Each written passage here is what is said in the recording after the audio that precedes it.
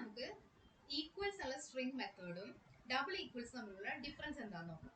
അപ്പൊ യൂഷ്വലി നമ്മൾ രണ്ട് വാല്യൂസിനെ കമ്പയർ ചെയ്യാനായിട്ട് അല്ലെങ്കിൽ അതിന്റെ ഇക്വാലിറ്റി ചെക്ക് ചെയ്യാനായിട്ട് യൂസ് ചെയ്യുന്നത് ഡബിൾ ഈക്വൽസ് ആണ് അല്ലെ.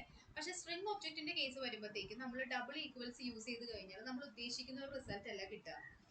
റീസൺ എന്താന്ന് വെച്ചാൽ നമ്മുടെ ഈക്വൽസ് ഉള്ള മെത്തേഡ് ആക്ച്വലി കമ്പയർ ചെയ്യുന്നത് നമ്മുടെ സ്ട്രിംഗ് ഒബ്ജക്റ്റിന്റെ അകത്തിരിക്കുന്ന വാല്യൂസ് ഈക്വൽ ആണോ എന്നും double equal to operator check ചെയ്യുന്നത് ഈ ഒബ്ജക്റ്റിന്റെ മെമ്മറി ലൊക്കേഷൻ സെയിം ആണോ എന്നുമാണ്.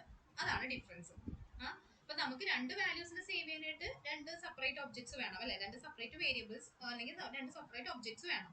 ഈ രണ്ട് ഒബ്ജക്റ്റും രണ്ട് ലൊക്കേഷനിലായിരിക്കും ക്രിയേറ്റ് ചെയ്തിട്ടുണ്ടാവുക. രണ്ട് മെമ്മറി ലൊക്കേഷൻ ആയിരിക്കും ഓരോന്നിനും. നമ്മൾ ഓരോ ഒബ്ജക്ട്സ് ക്രിയേറ്റ് ചെയ്യുമ്പോഴും ഇതിന് ഓരോന്നിനും ഓരോ മെമ്മറി ലൊക്കേഷൻ ഉണ്ടാവും അല്ലെ. അപ്പോൾ ഈ ഡബിൾ ഈക്വൽ ടു വെച്ച് ഞാൻ ചെക്ക് ചെയ്യാൻ നോക്കുന്നത് ഈ മെമ്മറി ലൊക്കേഷൻ സെയിം ആണോ എന്നാണ്. അതല്ലാത്തത് കൊണ്ട് തന്നെ നമുക്ക് ഫാൾസ് ആയിരിക്കും കിട്ടുന്നത്. ഇവിടെ കൊടുത്തിരിക്കുന്ന എക്സാമ്പിൾ നമുക്ക് നോക്കാം. കണ്ടോ, ഇവിടെ സ്ട്രിംഗ് ആദ്യം കൊടുത്തിട്ടുണ്ട്. S1 എന്നുള്ള ഒബ്ജക്റ്റ് ആണ് ഫസ്റ്റ് ക്രിയേറ്റ് ചെയ്തിരിക്കുന്നത്. അപ്പോൾ നിങ്ങൾക്ക് അറിയാലോ, ഒബ്ജക്റ്റ് ക്രിയേറ്റ് ചെയ്യാനായിട്ട് നമ്മൾ ന്യൂ കീവേഡ് യൂസ് ചെയ്താണ് ക്രിയേറ്റ് ചെയ്യുന്നത്. അതിലേക്ക് ഞാൻ ഹലോ എന്നുള്ള വാല്യൂ സേവ് ചെയ്തിട്ടുണ്ട്. ഓക്കെ, അതുപോലെ തന്നെ ഞാൻ രണ്ടാമത്തെ ഒബ്ജക്റ്റും ക്രിയേറ്റ് ചെയ്യുന്നു S2.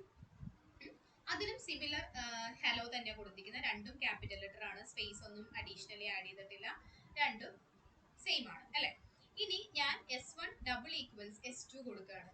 അപ്പൊ ഇവിടെ എന്താ സംഭവിക്കാന്ന് വെച്ചാല് S1ന്റെ മെമ്മറി ലൊക്കേഷനും S2ന്റെ മെമ്മറി ലൊക്കേഷനും, അതായത് ആ ഒബ്ജക്ട് റെഫറൻസ് രണ്ടും സെയിം ആണോ എന്നാണ് നമ്മുടെ ഈ ഡബിൾ ഈക്വൽ ടു പോയിട്ട് ചെക്ക് ചെയ്യാൻ വേണ്ടി പോകുന്നത്. അല്ല അല്ലെ, രണ്ടും സെപ്പറേറ്റ് സംഭവങ്ങളാണ്. അതിന് രണ്ട് സെപ്പറേറ്റ് മെമ്മറി ലൊക്കേഷൻസ് ഉണ്ട്. അതുകൊണ്ട് നമുക്ക് ഫാൾസ് ആണ് കിട്ടുക റിസൾട്ട്. ഇനി സെയിം സാധനം തന്നെ ഞാൻ ഈക്വൽസ് എന്നുള്ള മെത്തേഡ് വെച്ച് കമ്പയർ ചെയ്യുമ്പോഴോ, ഈക്വൽസ് ചെക്ക് ചെയ്യുന്നത് ഇതിനുള്ളിലത്തെ വാല്യൂവിനെയാണ്, അല്ലെങ്കിൽ എന്താണോ നിങ്ങൾ അതിനകത്ത് സേവ് ചെയ്തിരിക്കുന്നത് അത് സിമിലർ ആണോ എന്നാണ് ഈക്വൽസ് മെത്തേഡ് ചെക്ക് ചെയ്യുന്നത്. അത് സിമിലർ ആണ്, അത് രണ്ടും സെയിം ആണ്. അതുകൊണ്ട് തന്നെ നമുക്ക് ട്രൂ എന്നുള്ളതാണ് റിസൾട്ട് കിട്ടുക.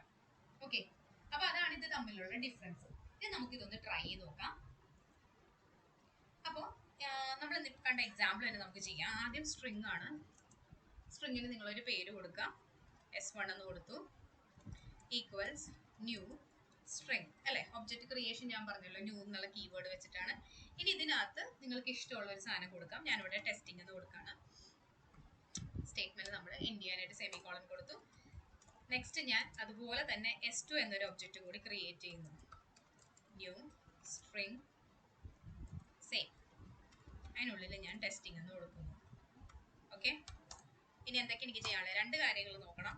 ഒന്ന്, സിസ് ഔട്ടിനകത്ത് ഫസ്റ്റ് ഞാൻ നോക്കുന്നത് S1 ഡോട്ട് ഈക്വൽസ് എന്നുള്ള മെത്തേഡ് വെച്ചിട്ട് ഞാൻ കമ്പയർ ചെയ്യാണ്. S1 S2 ഞാൻ കമ്പയർ ചെയ്യാണ്. ഓക്കെ, ട്രൂ ആണ് വരിക. കണ്ടോ, കാര്യം എന്താ, രണ്ടും സെയിം ആണ് അല്ലെ. രണ്ടിലും ഞാൻ കൊടുത്തിരിക്കുന്നത് സെയിം സാധനങ്ങളാണ്. ഇനി ഞാനിവിടെ കുറച്ച് ഡോട്ട്സ് ആഡ് ചെയ്യാണ്. ഇപ്പൊ എന്തായി? ഫാൾസ് ആയി. കാര്യം വ്യത്യാസം വന്നു.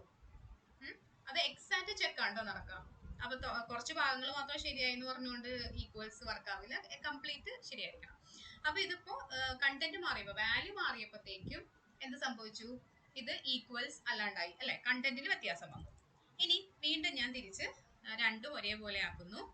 എന്നിട്ട് അടുത്ത നമുക്ക് ഡബിൾ ഈക്വൽസ് വെച്ച് നോക്കാം. സിസ് ഔട്ടിൽ ഞാൻ S1 ഡബിൾ ഈക്വൽസ് കൊടുത്തിട്ട് S2 കൊടുക്കുന്നു. ഓക്കെ, ഞാൻ ഈ ആദ്യത്തെ സിസ് ഔട്ട് ഒന്ന് കമന്റ് ചെയ്യാണ്. അതായത് നിങ്ങൾക്ക് എല്ലാ ട്രൂവും ഫോൾസും കൂടി കൺഫ്യൂസ്ഡ് ആവണ്ടല്ലോ എന്ന് വെച്ചിട്ടാണ് കേട്ടോ. അപ്പൊ ഇവിടെ നമ്മൾ സെയിം സാധനങ്ങളല്ല, രണ്ടിലും ടെസ്റ്റിംഗ് എന്ന് തന്നെ കിടക്കുന്ന, സ്പേസ് ഒന്നുമില്ല. കണ്ടോ, വേറെ ഒരു അഡീഷണലി ഒരു വേർഡ് പോലും, ഒരു ലെറ്റർ പോലും എക്സ്ട്രാ സ്പേസ് ഒന്നും വന്നിട്ടില്ല. പക്ഷെ നമുക്ക് കിട്ടിയ റിസൾട്ട് ഫാൾസ് ആണ്. റീസൺ എന്താണ്? രണ്ട് മെമ്മറി ലൊക്കേഷൻ ആണ്, രണ്ട് ഒബ്ജക്റ്റിന്റെയും റെഫറൻസ് രണ്ടാണ്. അതുകൊണ്ടിട്ടാണ് അതിന്റെ റിസൾട്ട് ഡബിൾ ഈക്വൽ ടു വെച്ചിട്ട് നമ്മൾ സ്ട്രിംഗ് ഒബ്ജക്റ്റിനെ കമ്പയർ ചെയ്യുമ്പോൾ നമുക്ക് ഫാൾസ് എന്നുള്ള റിസൾട്ട് കിട്ടുന്നത്. ഓക്കെ.